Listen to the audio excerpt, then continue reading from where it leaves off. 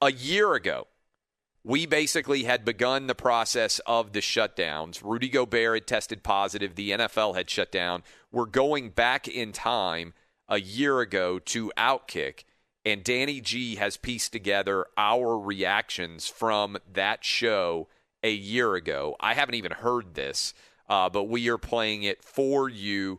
This is 1 year ago. OutKick reacts to sports beginning to shut down, beginning with the NBA. Here it is. Many of you are waking up and you're like, oh my God, did Wednesday really happen? There were so many bombshell stories that took place all day that it's hard to even keep track of them all. But here we are now on Thursday morning as everybody is waking up. The NBA has suspended its season after Rudy Gobert tested positive for the coronavirus. And effectively, we don't know when it's going to return.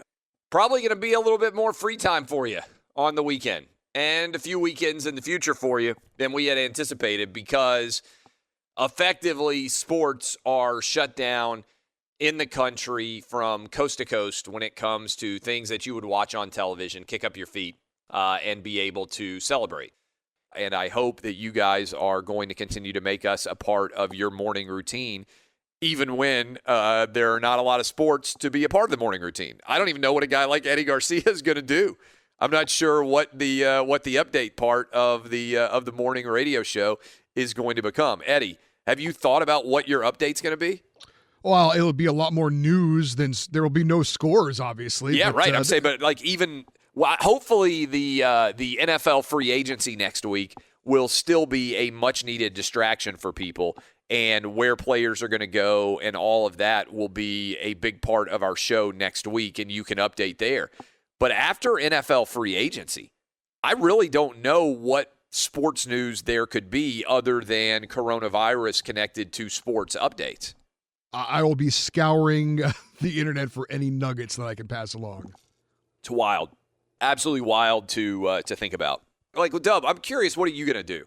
Like, you're a young guy, you're 25 years old, you're usually out and about, on the weekend chasing girls. Like, anybody who's been 25 years old knows exactly what I'm talking about. Like, what is your routine going to be like now? Have you considered how it's going to change or what you're going to do?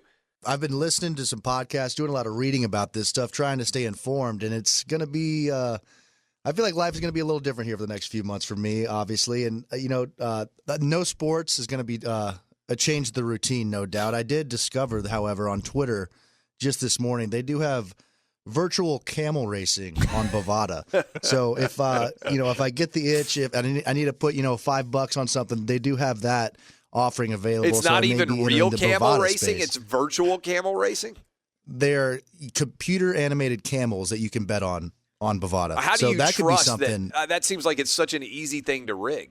Well, that's where you got to get a little experience. Maybe there's a pattern of some sort. Start off small, and then once you maybe cling on to something, you go from there. But yeah, I think things are definitely going to be a little different for me. Hopefully, golf courses don't close, so maybe I can just go down to the munis every now and then and get a little fresh air. But as far as going out and stuff, I've talked to a lot of my friends, and they think that they're going to change their routine as well coming up, especially with the more information we're getting. So yeah, it's maybe re-downloading of Tinder and Bumble will be the way to go. You're going to go completely traditional face-to-face. Yeah, you're going to go completely all in on sexting. Is probably going to get a lot more popular, right? It's already popular. It could make a big comeback. Clay, I'm glad that Dub brought this up because I wanted to ask both of you really quick. A producer friend of mine helps run a LA morning show. The staff on the air, they were giving her a hard time yesterday because she's still going to use her flight to Chicago for St. Patty's Day. Yeah. Even though the parade is canceled, they're not going to color the water green, none of that. But she's like, I got a cheap flight, I'm still going. She's still been going out on the weekends with her friends, partying and all that. And the rest of the staff, they're older. She's in her mid-20s. And they're like, you're going to bring a virus back to us. You should be ashamed. You're acting irresponsible. You should just stay at home. And she's like, no, I'm going to still party. I'm still going to fly. I think it's a tough decision in general because, for instance, I'm going out to dinner today in Nashville with a couple of my law school buddies. Like we've been planning for, like, everybody knows that when you get older and everybody has kids, it used to be like, oh, hey, let's go grab a beer, and you're like 25 and nobody has kids or responsibilities. It's easy to do that, right, with your friends, or obviously if you're younger. I'm 40 now. I got 3 kids.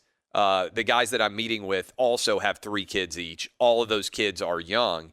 Like, you have to schedule something oftentimes weeks in advance to be able to get together and have a beer and have a steak and, like, chill, right? And so, I mean, I'm not even kidding about this. I think we started texting, hey, let's get together on Friday the 13th because, it looked like we had some freedom on the calendar, and we're going to grab a couple of beers and we're going to hang out. And we started texting about that, I think, in February.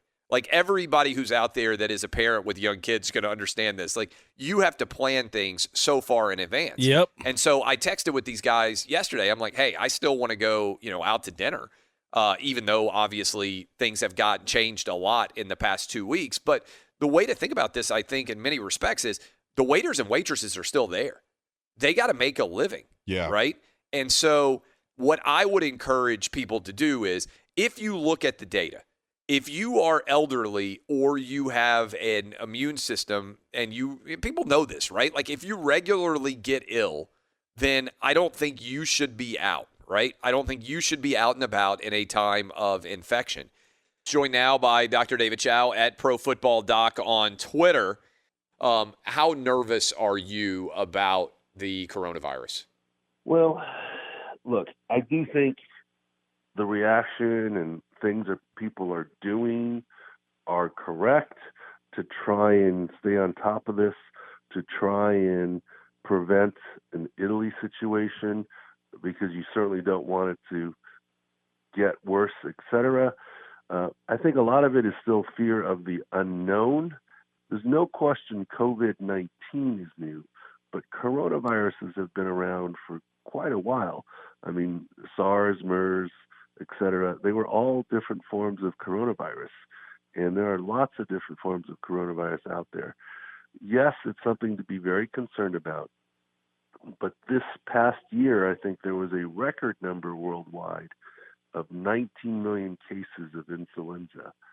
I'm just saying authorities need to take the right steps, but I don't believe the public needs to panic. I actually think you heard Dr. Chow there as well. I actually think we did a really good job of handling COVID, better than anybody else in the world of sports. Now, everything we said didn't end up being perfect. Of course not. And the overall analysis of COVID and sharing facts, I think we did a better job than anybody. And I know we did a better job than anybody in sports, fighting for sports to actually happen. So that was well done by Danny G to go back and grab that. Dr. Chow has been fantastic, talking about the impact of COVID and sports all year long on this program.